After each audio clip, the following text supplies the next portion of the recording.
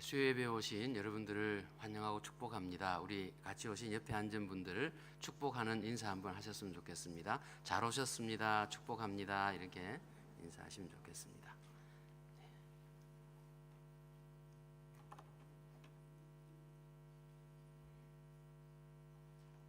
네, 우리 오늘 주신 본문 말씀 함께 읽도록 하겠습니다. 누가복음 6장 27절에서 38절까지 말씀입니다.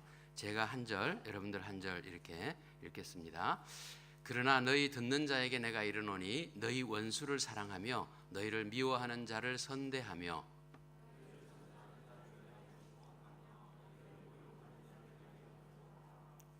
내 입뺨을 치는 자에게 저 뺨도 돌려대며 내 겉옷을 빼앗는 자에게 속옷도 금하지 말라.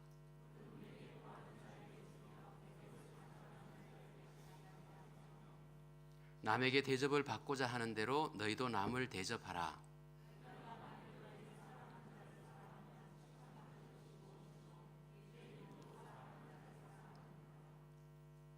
너희가 만일 선대하는 자를 선대하면 칭찬받을 것이 무엇이뇨? 죄인들도 이렇게 하느니라.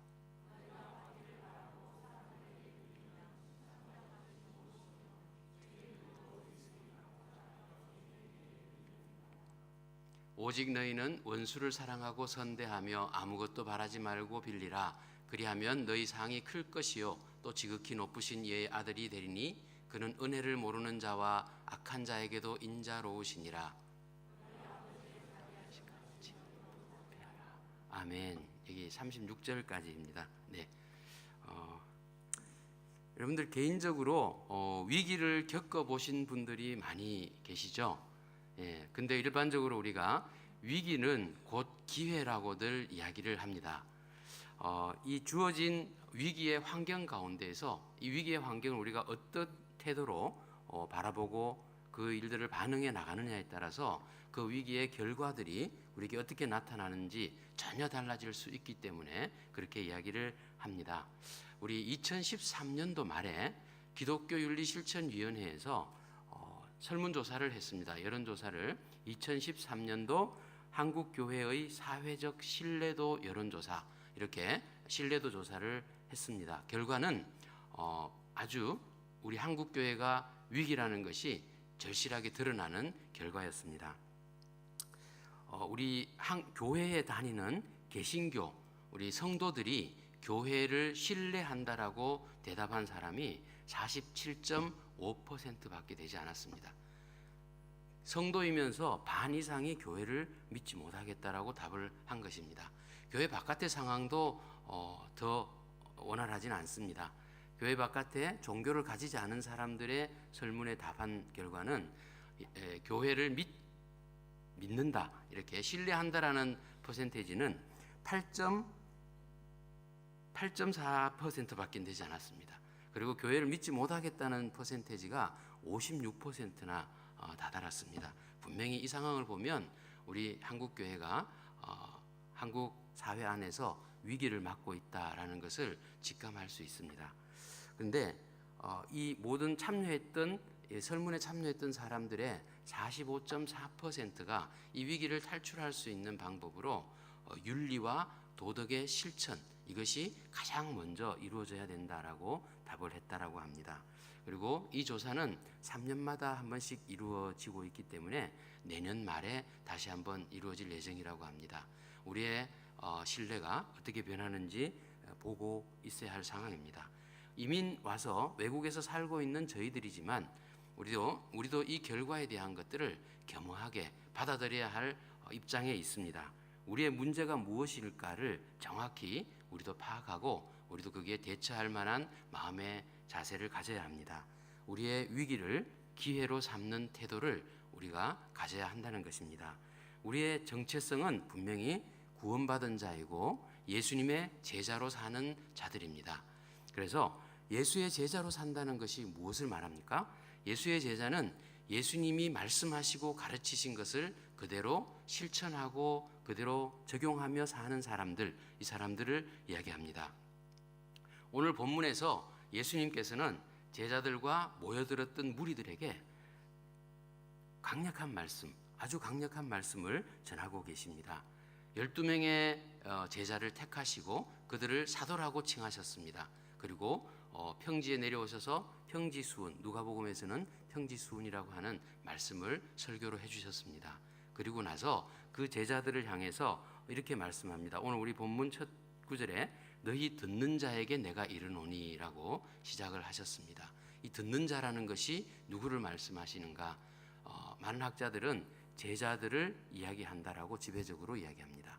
그래서 예수님께서 제자들을 향해서 너희가 제자라면은 이렇게 살아야 한다라고 강력하게 아주 그 당시에 유대인들 출신이었던 제자들에게 아주 충격적인 그런 이야기로 도전하시고 있습니다. 첫 번째가 하나님의 사랑을 나의 사랑으로 승화해서 살아야 한다라고 이렇게 말씀을 하십니다. 예수님께서 원수를 사랑하라고 말씀을 하십니다. 근데 이것이 유대인들에게는 굉장히 충격적인 이야기일 수밖에 없었습니다. 왜냐하면 우리가 출애굽기 21장 23절에서 25절을 보면 이렇게 말씀하고 있는 율법을 보게 됩니다. 우리 함께 한번 읽어볼까요? 시작.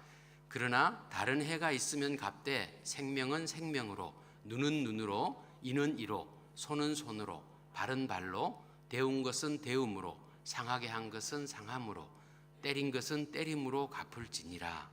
네, 이것이 구약 성경의 이스라엘 백성들에게 주어졌던 동해보상법이라는 법이었습니다. 율법이었습니다. 이게 우리가 대적에게 무엇인가를 받은 만큼 되돌려 주는 것이 그 당시의 사회로서는 하나님이 사람을, 이스라엘 백성들을 보호하는 차원이었습니다. 하지만 그런데 이 법을 유대인들이 예수님이 오신 그때까지 적용하고 살고 있었습니다. 그런데 그 법을 뛰어넘는 원수를 사랑하라고 말씀하시는 겁니다. 원수가 누구입니까? 원수는 모르는 사람이 아닙니다. 나하고 관계없는 사람이 아닙니다. 원수는 나와 관계 있고 나와 잘 아는 사람들이었습니다. 그리고 그렇게 잘 지내다가 어떤 관계가 틀어지고 문제가 생겨서 그 관계가 깨어지고 그 관계가 악화된 상태, 그래서 나의 대적이 된 경우 그 사람들을 원수라고 이야기를 합니다.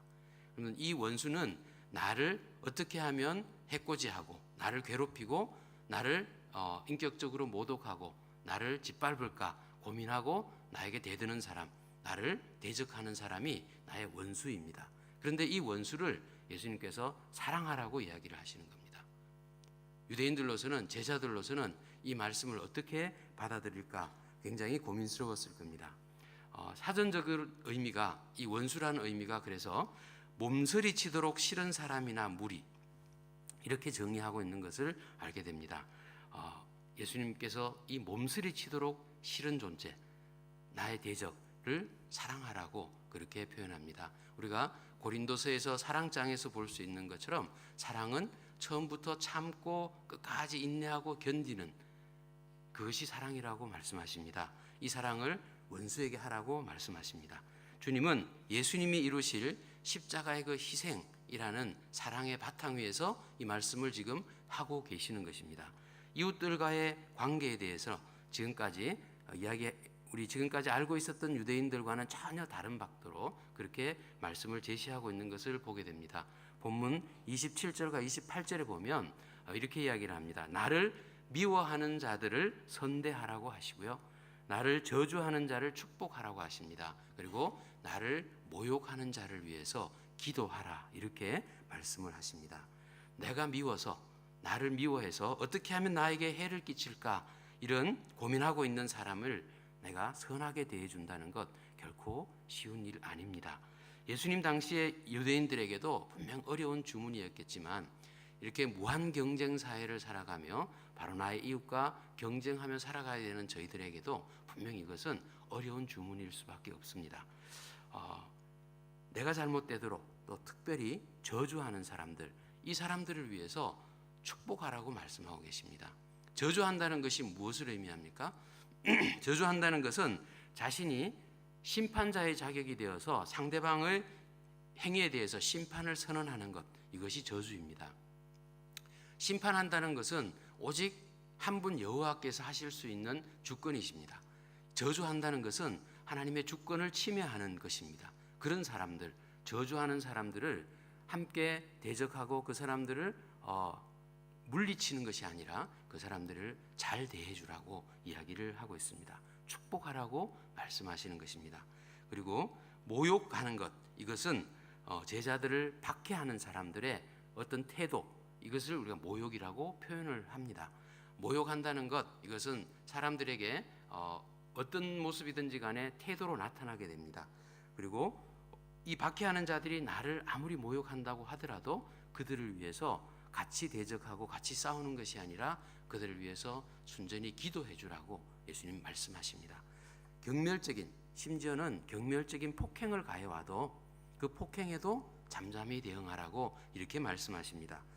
내 자신을 더욱 그들에게 내어주라고 말씀하십니다. 29절에 보시면요, 이렇게 말씀합니다. 내 입뺨을 치는 자에게 젖뺨도 돌려대며 내 겉옷을 빼앗는 자에게 속옷도 금하지 말라, 이렇게 말씀합니다. 이 본문에서는 이 뺨이라고 표현을 했지만 마태복음에서 동일한 이 본문에서는 마태는 오른뺨이라고 표현을 했습니다. 오른손으로 오른뺨을 맞게 되려면 어떻게 되어야 될까요? 오른손으로 오른뺨을 맞는다는 것은 결국 오른손등으로 오른뺨을 맞게 된다는 것을 의미합니다. 로마 군인들이 유대인들을 때릴 때 손바닥이 더러워지지 않기 위해서 손등으로 그들을 때렸다라고 하는 이야기가 있습니다. 이렇게 모욕하는 것, 그들에게 폭행을 가하는 상황에서도 그 오른뺨을 맞고도, 그렇게 모욕적으로 맞고도 그것에 대항하는 것이 아니라 왼뺨을 돌려대고 더 맞을 준비를 하라는 것입니다.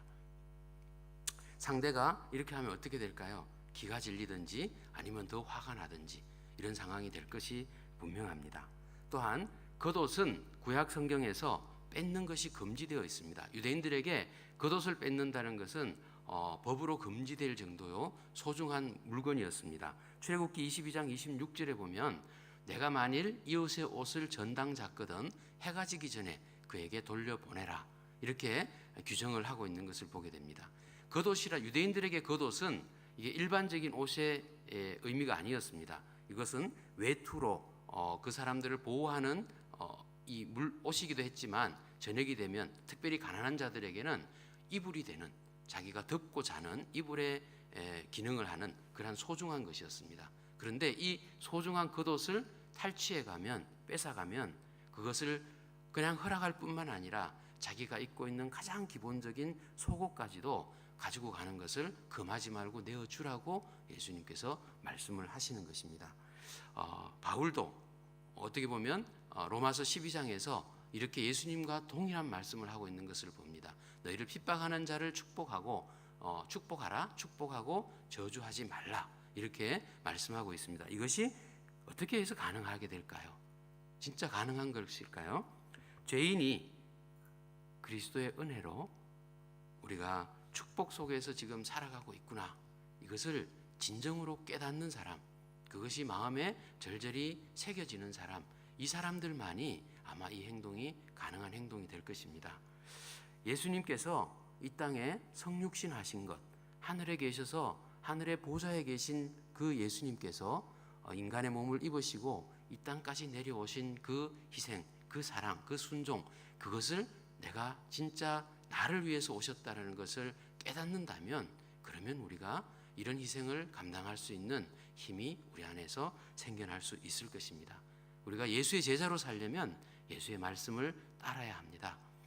우리가 지금은 세월이 흘러갔고 시대가 많이 바뀌었지만 그럼에도 불구하고 예수님의 말씀은 현대의 우리의 실정에 맞게 해석되어서 우리의 삶에 적용돼야만 합니다.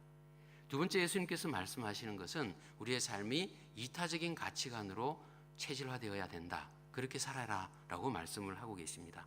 예수님이 오늘 본문에서 다시 말씀하십니다. 이제 예수의 제자로 살려면 나 중심이 아니라 상대방 중심으로 살아라, 이렇게 말씀하십니다. 이타적인 삶을 살아라고 하시는 것이죠. 누구든지 나에게 도움을 요청을 한다면 거절하지 말고 무조건적으로 도와주라고 말씀합니다. 나의 것을 빼앗아가는 강도라고 할지라도 다시는 도와달라고, 되돌려달라고 말하지 말라고 하십니다. 내가 굉장히 어렵고 힘들 때, 공부할 때, 내가 물질적으로 진짜 궁핍해서 어려울 때 누군가 나에게 그 물질을 가지고 와서 소리 없이 나를 도와주며 위로할 때 그것이 얼마나 감사할까요? 또 우리의 육신이 질병으로 고통당하고 있을 때 나를 옆에서 돌봐주면서 나를 물질적으로 정신적으로 후원해주는 지인이 있다면 얼마나 감사할까요? 내가 정신적으로 어렵고 힘들어서 우울증세가 나를 휘감아올 때 살며시 나를 찾아와서 나를 위해서 그냥 옆에 가만히 있어주며 나를 위로해줄 사람이 있다면 얼마나 고마울까요? 또 내가 외로움에 사무쳐서 진짜 아무하고도 대화할 상대가 없어서 절망 가운데 빠져 있을 때 누군가 나를 위해서 그냥 찾아와 준다면, 그리고 그냥 아무 말 없이 내 손을 잡아주고 옆에 있기만 해준다면 그것만큼 고맙고 감사한 일이 없을 것입니다. 여러 가지 환경적인 어려움 때문에 이걸 이기기 위해서 성경 말씀을 펴들고 읽으려고 해도 도저히 성경 말씀이 눈에 들어오지 않고 마음에 와닿지 않고, 기도하려고 기도의 자리에 나아가도 입이 열리지 않는 그때, 그런 상황 가운데 있을 때 누군가 나를 위해서 말없이 기도해주며 나에게 말씀 들고 와서 말씀으로 위로하고 함께 그 자리에 있어주는, 그래서 나를 영적인 면에서 이끌어줄 수 있는 영적인 동지가 있다면 얼마나 감사할까요? 우리가 필요한 것들을 생각할 때 이렇다면 예수님께서 말씀하십니다. 너희가 남에게 대접받고자 하는 대로 너희가 남을 대접하라. 이렇게 말씀하시는 이 황금률을 오늘 우리가 다시 한번 묵상하기를 원합니다. 예수님께서는 이 말씀을 강조하시기 위해서 세상 사람들의 삶과 우리 제자들의 삶을 비교하면서 말씀을 해주십니다. 세상 사람들은 자기를 사랑하는 사람들을 사랑하지만 예수의 제자라면 나를 미워하는 자까지도 사랑할 줄 알아야 한다. 세상 사람들은 자기한테 잘 대해주는 사람들한테 잘 대해주지만 자기를 나쁘게 하는 사람들은 대적하지만 예수의 제자라면 나한테 잘 대해주지 않는 사람한테도 선대하고 그들을 축복할 수 있어야 된다. 세상 사람들이라면 물질의 이익을 위해서 돈을 빌려줄 때는 분명히 이자를 따지고 이자를 계산해서 이익을 취하려고 하지만 예수의 제자라면 이자 생각하지 말고 무조건 필요한 사람들에게 빌려주고 그들에게 독촉하지 말아라. 이렇게 말씀하시는 것입니다. 이러한 태도들이 예수님을 믿고 그리스도인이 되면 만약에 무조건 가능해지는 것이겠습니까? 그렇지 않습니다. 만약에 그렇게 된다면 지금 우리 한국교회가 이렇듯 신뢰도가 떨어져 있지는 않을 것입니다. 그만큼 어렵고 험난한 길이라는 것이죠. 이런 예수님의 말씀을 따라가는 삶이 결코 쉬운 일은 아니라는 것입니다. 하지만 예수의 우리가 제자가 되었다면은, 그렇다면 예수님의 말씀에 어쨌든 순종하고 그 말씀을 우리 삶에 적용하고 실천하려고 하는 것, 이것이 우리가 해야만 하는 일입니다. 세월이 지났고 시대가 바뀌었어도 예수님의 말씀은 지금의 우리의 삶에 적용이 되어야 합니다. 세 번째로 예수님께서는 약속의 소망을 붙들고 나갈 때 이 일을 감당할 수 있다라고 말씀하고 계십니다.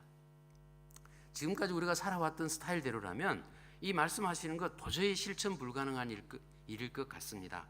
그런데도 제자라면 이 일을 해야만 합니다. 어떻게 이것이 가능할까요? 예수님의 약속해 주신 약속을 붙든다면 아마 가능할 것입니다. 예수님께서는 제자들이 만약에 이러한 삶의 태도를 가지고 실천한다면 내가 천국에서 상이 클 것이다 라고 말씀을 해주셨습니다. 이렇게 약속해 주셨습니다. 또한 하늘나라에서 크신 분의 아들이라고 일컬음을 받을 것이다, 이렇게 약속해 주신 것입니다. 그렇게 행동하는 우리가 제자가 된다면 하늘에서 큰 자의 하나님의 아들이 된다 약속하시는 이 약속을 믿을 때 우리가 이 행동이 가능해질 것이라고 생각합니다.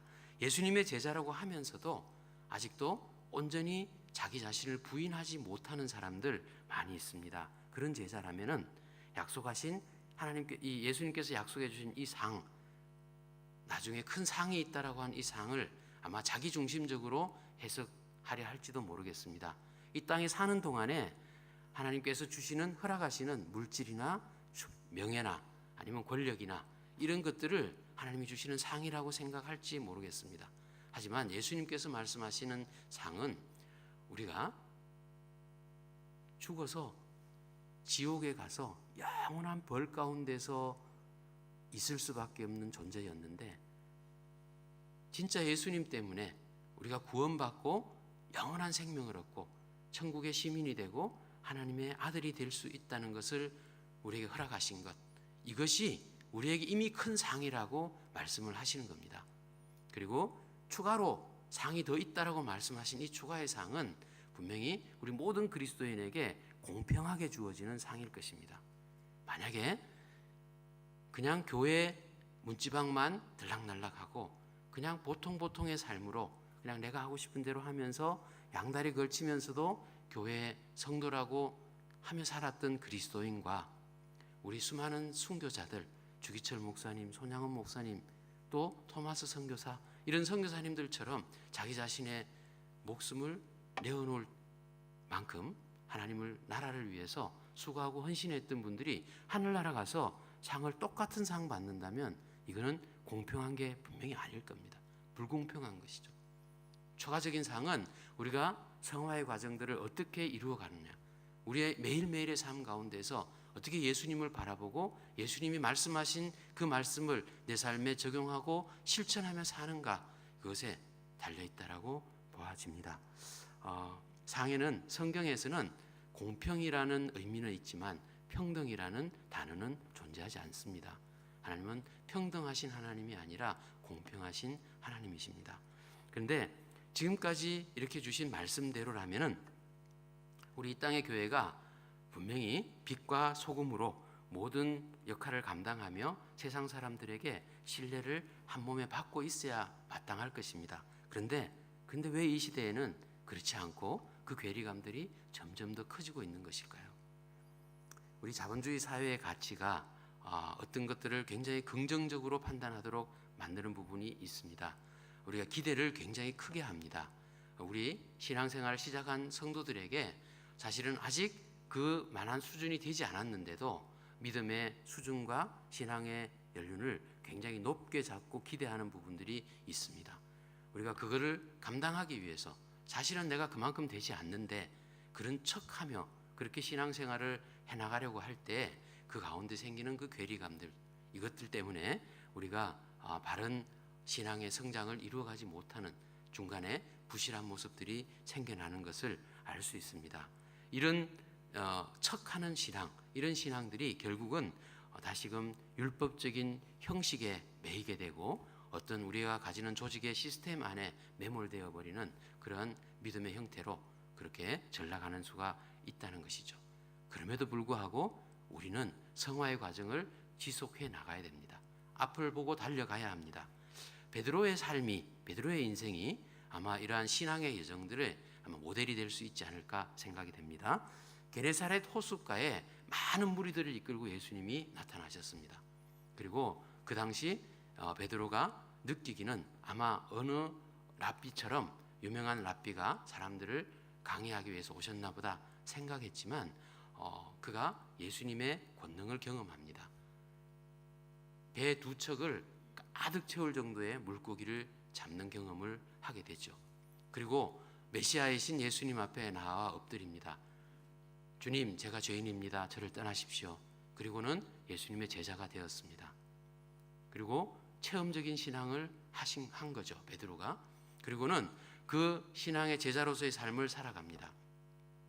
바다에 이 게네사렛 호숫가를 배를 타고 지나갈 때에 야밤에 예수님께서 바다를 무리로 걸어오시는 것을 본 베드로가 예수님께 저도 가도 되겠습니까? 물어보고 허락받습니다. 그리고 믿음으로 그 바다 위를 걸어가다가 바람 부는 것을 보고 빠져들어갑니다. 예수님이 그를 다시 건져주셨습니다. 또다시 체험했습니다. 그 체험하는 신앙 때문에 그 베드로는 예수님의 수제자가 되었습니다. 드디어 가이사랴 빌립보에서 예수님 앞에서 거룩한 신앙 고백을 합니다. 주는 그리스도시요 살아계신 하나님의 아들이십니다 라고 고백합니다. 이 고백이 우리 교회의 기초가 되었습니다. 그럼에도 불구하고 베드로는 그렇게 신앙이 좋은 것 같았지만 결국은 예수님을 3번씩이나 다시금 부인하는 믿음 없음을 자신이 체험합니다. 다시금 넘어집니다. 그런데 그렇게 넘어졌던 베드로를 예수님께서 부활하신 후에 찾아오셔서 모든 것을 다 용서해 주십니다. 그 용서를 경험한 베드로, 결국은 요한복음이 마지막 장에 그 이야기가 나오잖아요. 끝나고 나서 사도행전에서 교회를 시작하는 첫 문을 여는 사도가 됩니다. 베드로로 인해서 3,000명이 회개하고 돌아와서 교회가 시작됩니다. 그래서 사도로서 이 교회의 초대교회의 지도자로 그렇게 지나가고 교회를 리드해 갔던 그였지만 그 과정 안에서도 몇 번의 넘어짐과 실수가 있었습니다. 그런 모든 과정들을 거쳐갔지만 베드로가 갔던 그 길은 오직 그럼에도 불구하고 예수 그리스도만 바라보고 그만 향해서 나가는 분명한 목표가 있는 신앙, 그 신앙으로 나아갔을 때 그의 마지막은 예수님을 증거하다 순교하는 순교자의 삶을 살았다는 것, 그렇게 인생을 마감했다는 것, 이것을 우리가 잘 알고 있습니다. 예수의 제자라 할지라도 우리의 믿음의 여정은 결코 순탄하지 않습니다. 험난한 길이라는 것을 인정해야 합니다. 중요한 것은 그 믿음의 여정 가운데서 내가 십자가의 그 복음, 그 복음의 본질을 진짜 바르게 바라보고 묵상하고 있는가. 매일매일의 삶 가운데에서 우리가 예수님과 동행하는 삶을 살기 위해 진짜 나 자신을 매일같이 죽이는가, 나를 부인하는가 하는 것입니다. 그래서 내게 주어진 십자가, 이 십자가를 내가 지고 갈 마음이 있는가 하는 것입니다. 내가 죽지 않고서는 제자의 삶을 절대로 살아낼 수가 없기 때문입니다. 카일 아이드만의 우리 저서 있죠. 우리 제자 훈련에서 지금 읽는 책들이죠. 팬인가 제자인가 라는 이 책에 있는 이야기 중에 한 구절입니다. 이 저자가 친구가 예수님을 영접하게 된 경위를 이야기를 듣게 됩니다. 그 친구가 옛날에 누군가가 자기에게 다가와서 만약 오늘 밤에 죽는다면 당신 어디로 가실지 알고 계십니까? 라고 질문했을 때 그 질문이 두려워서 약간 무서운 마음이 들어서 그 사람과 대화하기 시작했고 그는 그날 저녁에 예수님을 자기의 구주로 영접을 했습니다. 그리고 오랜 신앙생활을 한 사람입니다. 근데 그 친구가 이 저자와 이야기를 할 때 의외의 이야기를 합니다. 그런데 그날 밤에 내가 죽지 않았다는 것이 문제야. 이렇게 이야기를 했다고 합니다. 그 복음을 전하는 사람이 그리스도를 믿고 예수를 믿으면 영원한 생명을 얻는다고 복음을 전해서 예수를 믿고 그리스도인이 되었지만 그 믿는 순간부터 내가 함께 내 자신이 죽어야지만 진정한 그리스도의 제자, 예수의 제자가 된다는 것을 그 사람이 말해주지 않았다는 겁니다. 그리고 그것을 알기까지 교회에 나와서 신앙생활하면서 10년이라는 긴 시간을 보내고서 나서야 그 다음에 진짜 내가 죽어야지만 내 자신을 매일 죽여야지만 진정한 예수의 제자가 될 수 있구나 깨닫고 헌신하는 자리로 나왔다는 이야기입니다. 예수의 팬이 아닌 예수의 참 제자가 되는 것, 이것은 내가 죽을 때 내가 죽는 것에서부터 시작할 수 있습니다. 우리에게 찾아온 위기를 우리가 기회로 만약에 활용하기를 원한다면 우리는 다시금 본질로 돌아가야 합니다. 우리의 본질이 무엇입니까? 예수님이 주신 말씀, 이 말씀을 다시 붙잡는 것입니다. 예수님 말씀하신 말씀대로 실천하며 사는 것입니다. 내 삶의 순간순간 그 말씀대로 살아보려고 적용하고 그리고 몸부림치는 것입니다. 우리도 모르게 우리 자신들에게 체질화되어 버린 이 자본주의의 가치관, 이 가치관을 내려놓아야 합니다. 뼈를 깎는 고통이 있어도 나의 자존심 내려놓을 때 우리가 나 자신을 죽이는 작업을 할 수 있습니다. 십자가에서 내가 죽을 때에만 예수님께서 내 안에서 살아나시고 일하시기 시작하십니다. 우리 모두 그리스도의 신뢰를 회복하는 그러한 예수의 제자들로 거듭나시는 저와 여러분이 되시기를 주님의 이름으로 축복합니다. 네, 기도합니다.